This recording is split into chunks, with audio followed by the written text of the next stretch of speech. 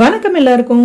இது மூணார் மலைப்பாதையை பத்தின பதிவு. போன பதிவுல போடிமெட்டுல தொடங்கின நம்ம மலைப்பாதை பயணம் தமிழ்நாடோட எல்லை பகுதியில முடிஞ்சுது. அதோட தொடர்ச்சியா கேரள எல்லை பகுதியில தொடங்கி மூணார் வரையிலான மலைப்பாதை பயணம் மட்டும் இல்ல, அதுல உள்ள பிரபலமான சுற்றுலா தலங்களை பத்தியும் இந்த பதிவுல பார்க்க போறோம்.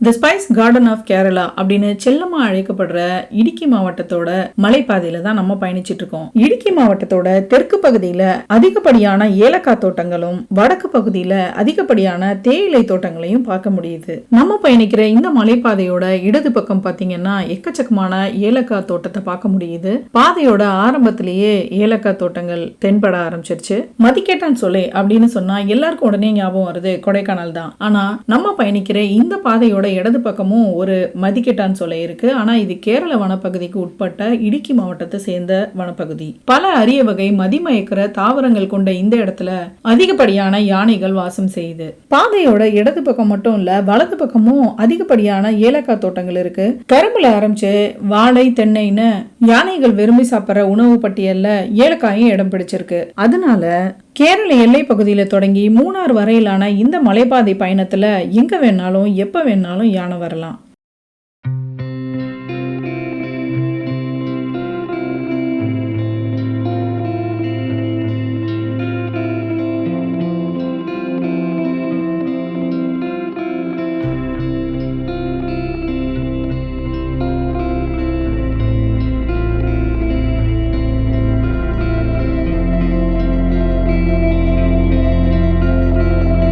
மூணாரை நெருங்க தேயிலை தோட்டங்களோட ஆதிக்கம் அதிகமாக ஆரம்பிச்சது.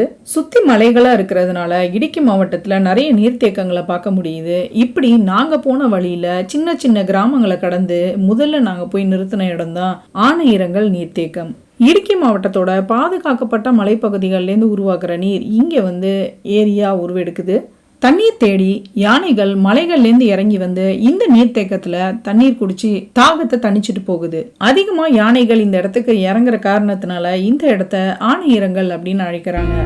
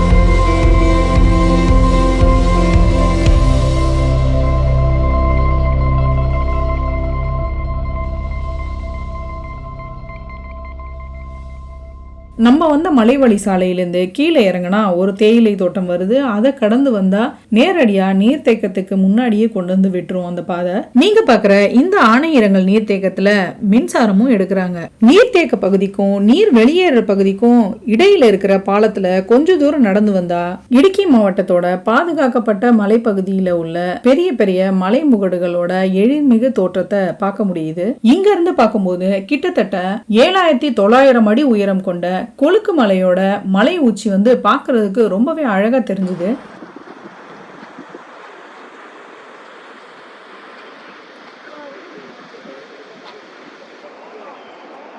மறுபடியும் ஆனையிரங்கல் நீர்த்தேக்கத்துல தொடங்கின நம்ம பயணம் தேயிலை தோட்டங்களுக்கு நடுவுல இருக்க கிராமங்களை கடந்து தொடர ஆரம்பிச்சது.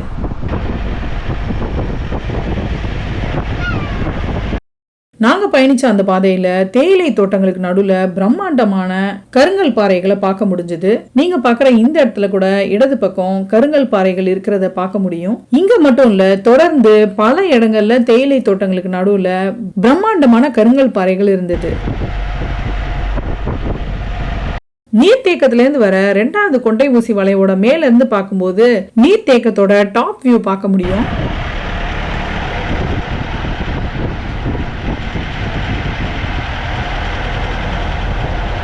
அதோட மலை மேல புல்ல விரிச்சு விட்ட மாதிரி படர்ந்து இருந்த அடர்ந்த தேயிலை தோட்டங்கள் பார்க்கிறதுக்கு ரொம்பவே மிரட்டலா இருந்தது.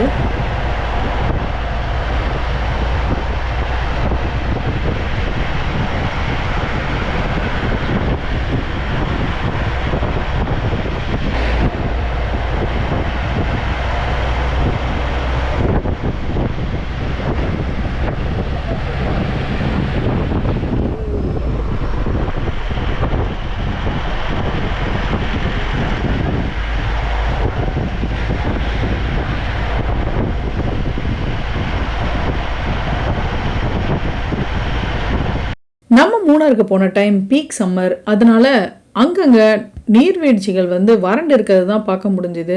ஆனையரங்கல் நீர்த்தேக்கத்திலிருந்து கொஞ்ச தூரம் தள்ளி வந்தோம்னா சின்ன கடல்ன்ற ஊர் வரும். அங்க உள்ள பெரிய கடல் நீர்வீழ்ச்சி பார்க்கிறதுக்கு ரொம்பவே அழகா இருக்கு. மழை காலங்கள்ல சாலையோட வலது பக்கம் இருக்க நீர்வீழ்ச்சியிலேருந்து வழியிற நீர் சாலையோட அடியில உள்ள பாதை வழியா சாலையோட இடது பக்கம் போகுது.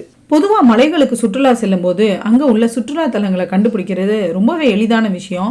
எப்படின்னா, அந்த சுற்றுலா தலங்களை ஒட்டி இருக்க கடைகளை வச்சுதான். சாலையோட வலது பக்கம் தெரியுற அந்த ஈரமான பாறை தாங்க பெரிய கனல் நீர்வீழ்ச்சி. வலது ஓரத்துல மஞ்சள் நிற தடுப்பு சுவருக்கு பின்னாடி விழுகிற அருவி நீர் சாலையோட அடிப்பகுதியை கடந்து இடது ஓரத்துல இருக்கிற அந்த மஞ்சள் நிற தடுப்பு சுவரை தாண்டி வெளியேறுது.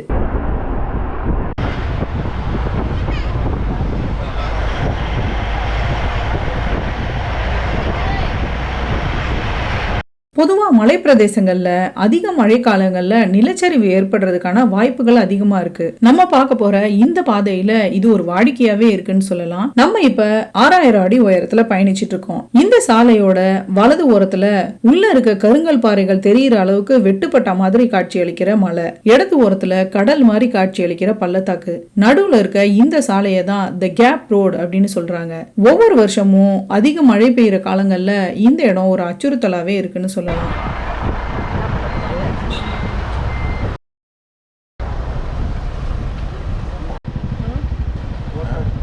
நம்ம நிக்கிற இந்த இடத்துல இருந்து மலை அப்படியே செங்குத்தா தான் கீழே இறங்குது.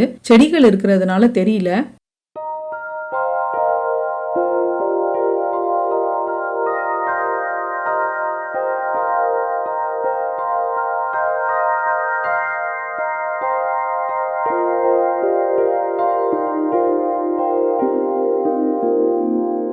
அடுத்ததான் நம்ம பார்க்க போறது லாக்ஹார்ட் கேப் வியூ பாயிண்ட். இந்த கேப் ரோட்லயே கொஞ்சம் தூரம் பயணிச்சதுக்கு அப்புறம் வர இடம் தான் லாக்ஹார்ட் கேப் வியூ பாயிண்ட். 2 மலைகளுக்கு நடுவுல இருக்கிற பள்ளம் மலைமுகடோட சேர்த்து பாக்குறதுக்கு ஒரு ஹார்ட் ஷேப்ல தெரியுது.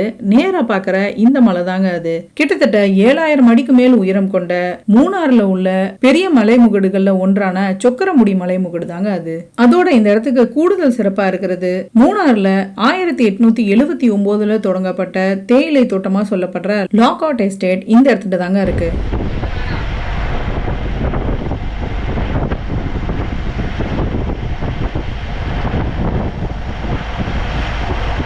ரெண்டு மலைமுகடுக்கு நடுவுல இருக்கிற பள்ளத்தை தான் ஹார்ட்டுக்கு நடுவுல இருக்க பள்ளம்னு சொல்றோம். அந்த இடத்துல தான் நம்ம பயணிக்க போறோம். இடது பக்கம் சொக்கரமுடி மலை தெரியுது, வலது பக்கம் நம்ம பயணிச்சுக்கிட்டு இருக்க மலை இருக்கு. இது ரெண்டுத்துக்கும் நடுவுல இருக்க சாலை தான் மலைமுகடுக்கு நடுவுல இருக்க பள்ளம்.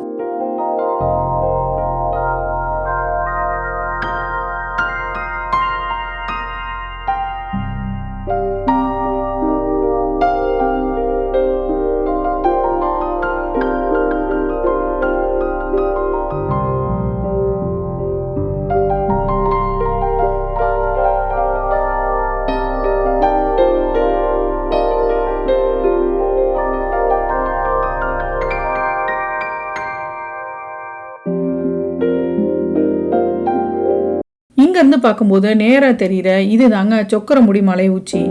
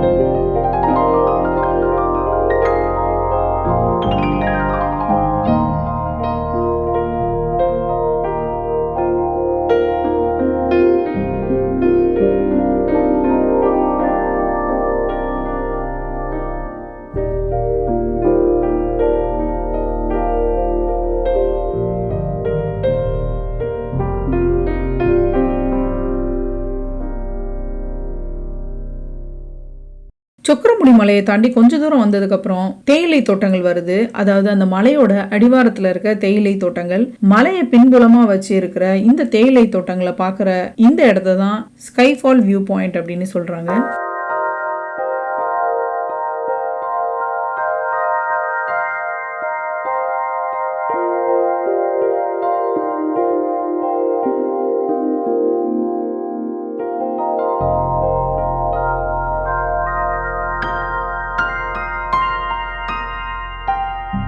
போற வழியில சொக்கரமுடி உச்சியை தாண்டி கொஞ்ச தூரத்திலேயே மழை மேகங்கள் சூழ்ந்து மழை தூர ஆரம்பிச்சிருச்சு.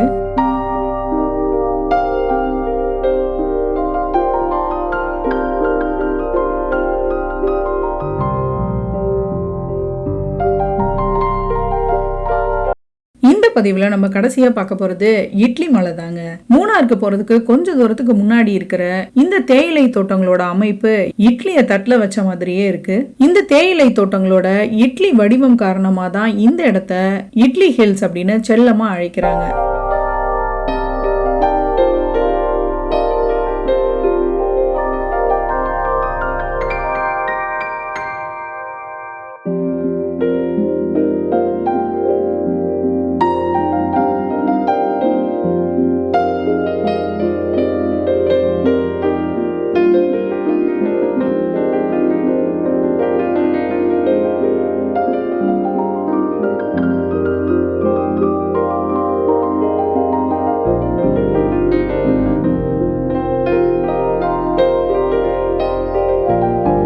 நம்ம இப்ப மூணார் டவுன் பக்கத்துல வந்தாச்சு. அடுத்த பதிவுல மூணாரை பத்தின சிறப்பு தொகுப்போட உங்களை வந்து சந்திக்கிறேன். அது வரைக்கும் இணைப்பில் இருங்கள். நன்றி.